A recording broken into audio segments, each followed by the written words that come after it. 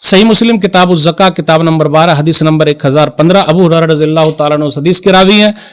ایک لمبی حدیث ہے کہ نبی صلی اللہ علیہ وسلم نے فرمایا ایک آدمی سفر پہ ہے. جو آدمی سفر پہ جاتے ہم اور آپ بولتے بھائی صاحب یاد رکھیے گا میرے لیے دعا کیجیے گا.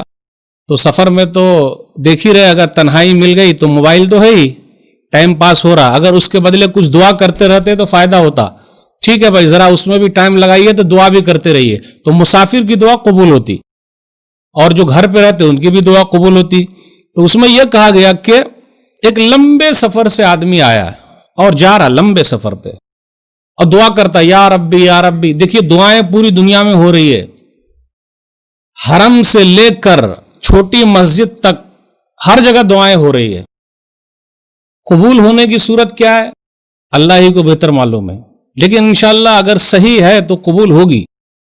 قبول ہونے سے پہلے اور دعا کرنے سے پہلے معاملات اگر صحیح ہے تو دعا انشاءاللہ قبول ہوگی. اب امام صاحب کو بھی بولنے کی ضرورت نہیں, امام صاحب دعا مانگیے ہم لوگ آمین بولے.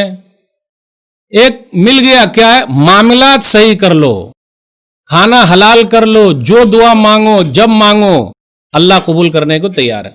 کیا ہم اور آپ اپنے کھانے کو حلال کرنے کو تیار ہیں؟ یہ سوال. تو لمبے سفر پہ ایک آدمی ہے اور وہ دعا کرتا یا ربی میرے رب میرے رب.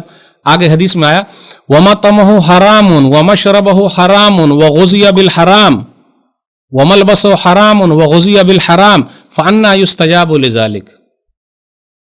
صحیح مسلم کی حدیث نمبر 1015 کہ آدمی کا کھانا حرام کا ہے, پینا حرام کا ہے, لباس حرام کا ہے, پلا بڑھا ہے حرام ہی میں, کہاں سے اس کی دعا قبول ہوگی؟